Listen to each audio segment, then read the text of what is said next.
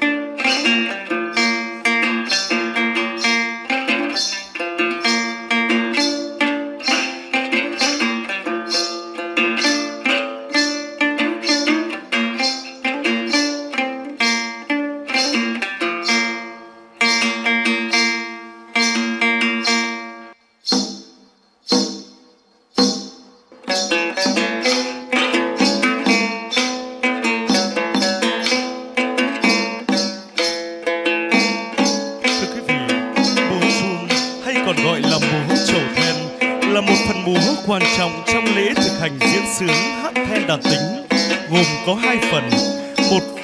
Phần một là phần ghi lễ, hai là phần hội. Múa trầu được dùng chủ yếu trong các buổi nghi lễ, cấp sắc, cầu mùa, chúc thọ.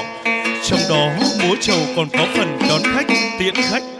Các động tác múa mô phỏng các động tác nghi thức, nghi lễ cầu, khấn, ban phát lộc. Phần múa nghệ thuật được các thầy then, nghệ nhân, nàng hương, con nhang và những người thụ then dự lễ hòa mình cùng nhịp điệu đàn tính và chung nhạc trầu cùng tiếng phất quạt, tạo nên một phần nghệ thuật đặc sắc. Đây cũng là phần được mọi người mong chờ nhất khi có các buổi lễ. Múa trầu trong nghệ thuật diễn xướng then của người Tày không chỉ thể hiện những nét đẹp trong văn hóa ứng xử, nhân cách, mà còn là nơi hội tụ những giá trị văn hóa độc đáo, đặc sắc trong kho tàng di sản văn hóa truyền thống của người Tày. Múa trầu bao đời nay vẫn được bà con đồng bào người dân tộc Tày tỉnh Bắc Kạn và huyện Bạch Thông quan tâm lưu giữ, phát huy trong các hội thi, hội diễn, lễ hội, hội xuân.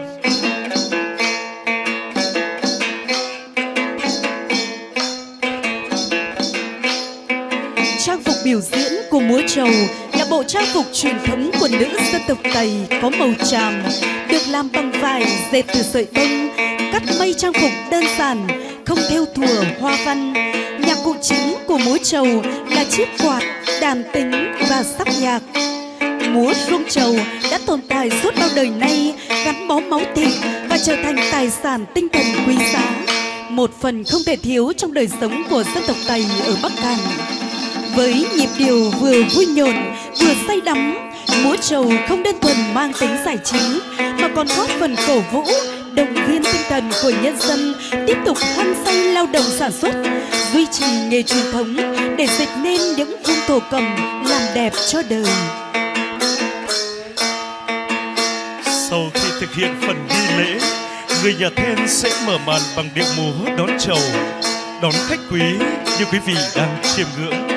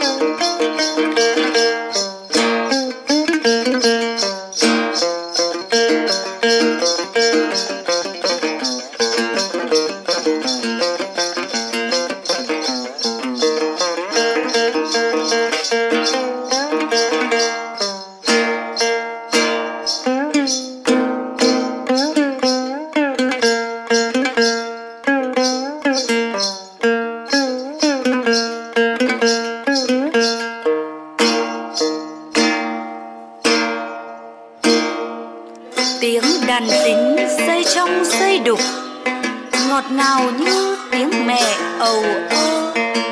Tiếng tính vang thay lời mời gọi, cùng nhau ta vui hội lồng tồng.